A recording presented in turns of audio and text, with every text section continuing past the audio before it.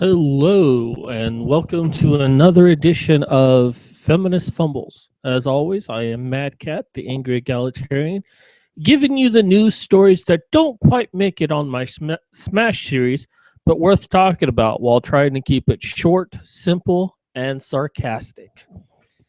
So, let's move things right along and start with some news stories. Okay. Sorry, I forgot to load something up. Oh, I'm failing at this short thing. All right, so now we can do the screen share.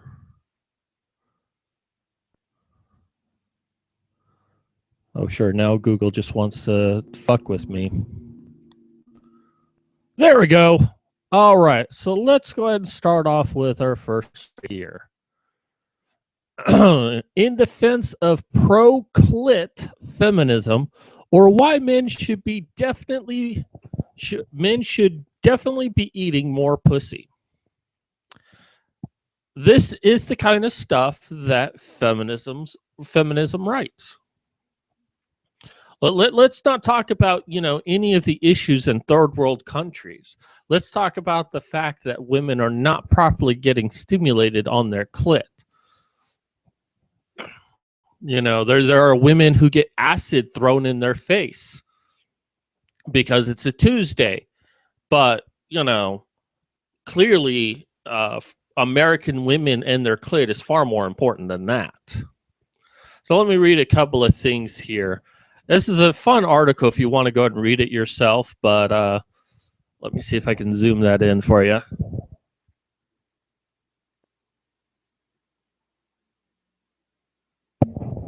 There we go. Let's get one thing straight. Straight women and straight men do not have sexual equality. Well, I agree there. Women seem to have all the power in that situation. Generally speaking, women are having fewer orgasms during sex than men, an issue that is typically referred to as the orgasm gap. That, to put it mildly, is some bullshit. Well, maybe feminists, if you didn't open your fucking mouths and ruin the experience for men, maybe you'd have some more orgasms. Because honestly, most girls I've been with tend to have orgasms pretty easily, tend to have multiple orgasms, and tend to have far more orgasms than I've ever had in my life. So I really don't know where this is coming from, that women are not having orgasms. So this article at first is complaining that not enough men are paying attention to women down there, but then acknowledges that there are some women who actually don't like their clit stimulated. And it's kind of weird that you're first complaining that not enough men are doing it, then talking about not all women like that being done. But here's a good quote. These days, eating pussy is not only more culturally accepted than ever, but is also considered cool, with rappers like Lil Wayne openly bragging about their oral sex skills. These days? Hell, when I was in high school, guys talked about going down on girls like it was one of the greatest things ever. I mean, pornography is filled with guys and women going down on girls. So I'm not really understanding this whole, these days it's all now cool because a rapper said he did it. It's always been considered cool. It's always been considered just something that you do. So I'm still not understanding, what women are you talking to? Because, if men are not going down on them, maybe there's something else going on here. Now, I'm not saying that it doesn't happen, but, I've seen most guys I know go down on girls. And yes, I go down on girls. Of course, it also depends on the girl, because sometimes I don't go down on a girl because after the first time of doing it, I want to puke. It's so fucking disgusting. And, I'm told many different things. It's based on what they eat, or they're not cleaning themselves, or they don't have a proper pH balance. I don't fucking care what it is. But if a girl just is disgusting down there, I'm not going to go down on her. And I'm more than happy to go down on a girl. Some of them taste amazing down there. But again, but here's the kicker is, if you go down on a girl and she's fucking disgusting down there, you have to say, oh my God, this is the best pussy I've ever had. Oh, I'm in heaven, and lie through your fucking teeth, because if you say anything less, then you're a horrible human being. Yeah, and here's where they're going into that some women don't like receiving it, and girls pretty much have to physically fight guys off to stop them from latching onto us with their mouths. And it's like, well, now you're complaining that some guys go down on a girl when at first you're complaining that not enough men are going down on girls. And just some more bullshit, blah, blah, blah. And then kind of get into this whole, well, not enough men are doing it. And I mean, here's the thing, and here's what's probably going to solve this entire problem. Women, if you want a man to go down on you, tell him you want him to go down on you. Don't expect him to automatically know what your secret combination is to unlocking your orgasms. There's no way a man can know, because every woman is different. What he did for one woman is not going to work for the same, but he has no real frame of reference except his previous experience. So he's going to rely on that, not knowing what to do. If you want something done, ask for it. Simple as that. If you don't want him to go down on you, say, I don't want you to go down on me. Simple as that. But, you know, I just don't understand where this whole, well, men just don't like doing it, and not enough men are doing it. And it's like, you know, oh, and how normalized it is for a woman to go down on a man. You know, most women I've been with, they tend not to want to go down on me and give me head. And even if they did, they'd only do it for a little bit and then want to get into me pleasuring them. For me, it's always been the other way around. It's always me having to do the majority of the work while she just lays there and gets all of the pleasure, doing as little work as possible to get pleasure. Well, yeah, basically that. And it's like, the only thing she cares about is if I ejaculate. And of course, when I don't, because of several different reasons, she starts to feel, oh my God, I'm a really horrible person because I didn't make you come, which makes me feel like a fucking asshole. So, you know, and I have to tell girls right away, it's like, look, I'm not going to ejaculate during sex. That's just something I do. Doesn't mean that I didn't enjoy it. And usually that quells that from ever coming up. But, you know, the thing is I'm communicating with my partner. I'm telling her, you know, this is something that's going to happen. And I also try to engage them and say, hey, you know, I kind of, you know, like this or I like that, you know. But it's like women just immediately expect you to know exactly what to do. And the idea of telling you what to do, oh, no, that's a sin. Because a man should be able to read a woman's mind. That, and it's the same kind of thinking that goes into these false rape claims of, well, a man should have read her mind, that when she said, yes, fuck me right now, she really meant, no, I don't want to have sex. Because if she regrets it the next morning and charges him with rape, that's exactly what they were expecting.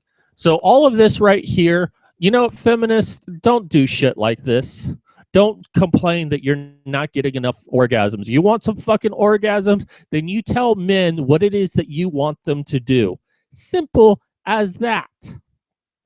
And why don't you spend your time writing articles on actual women's issues rather than wasting our time with this bullshit.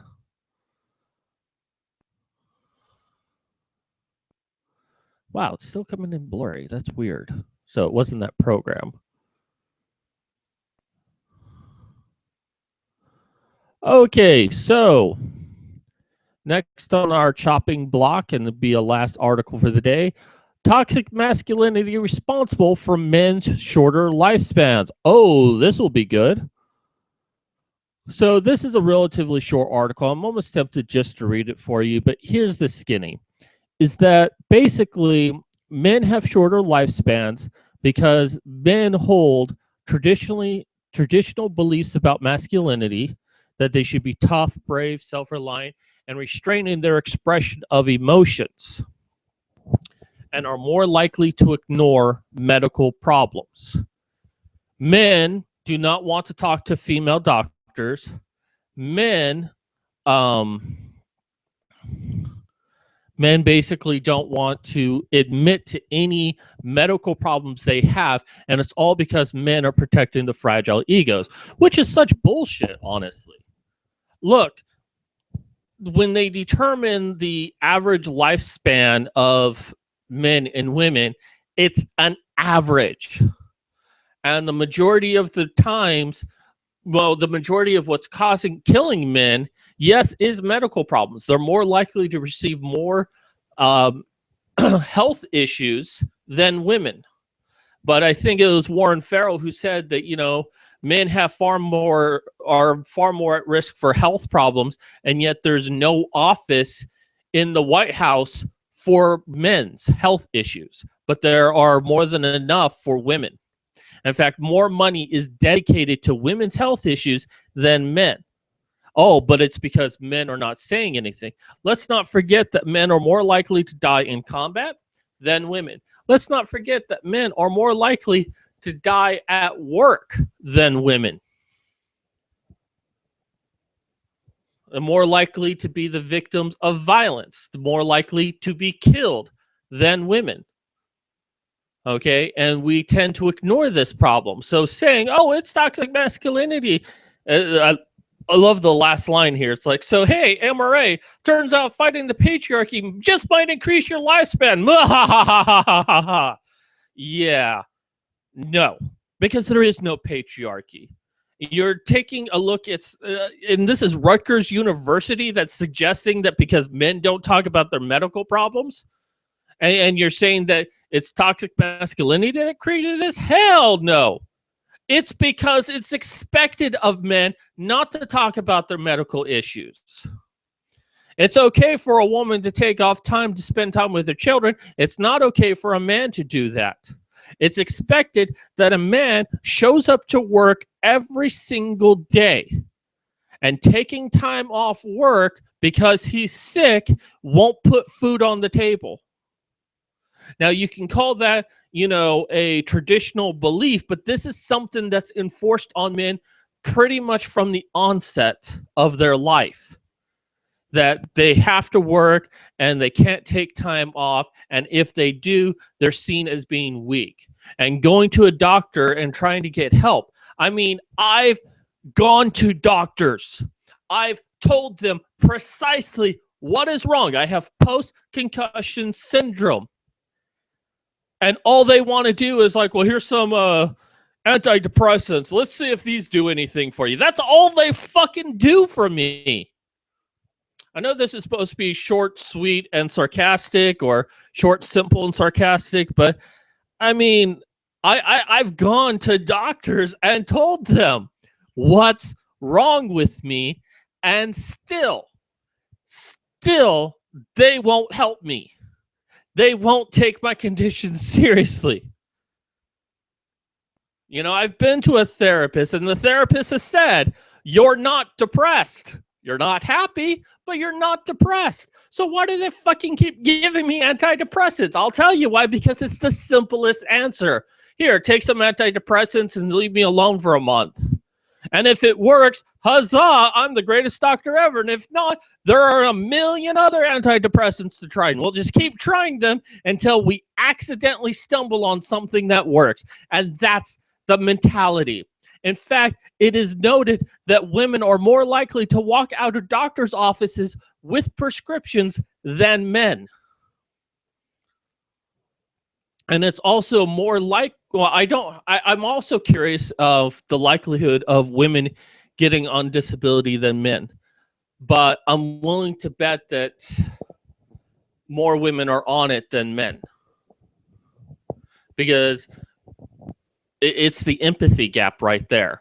So, I mean, this study is bullshit right here.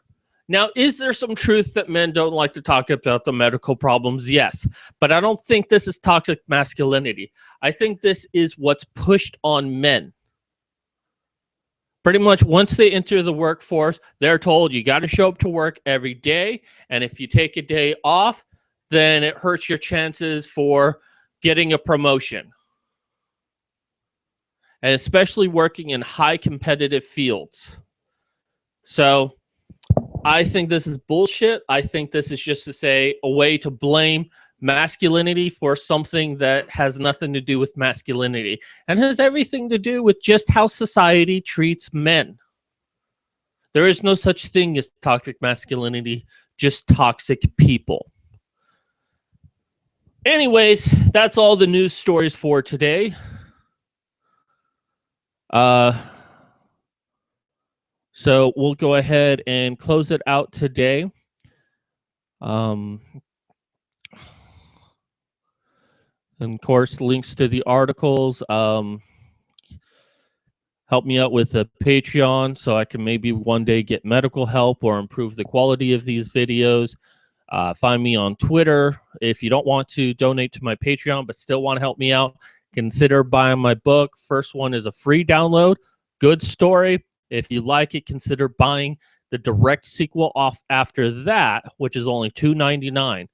That'll actually help me out a lot because the more sales I get, the more the easier it is to be found by other people. Also, voice equality, make social media sites accountable for the First Amendment. Anyways, that's going to do it for me today. This is Mad Cat signing off.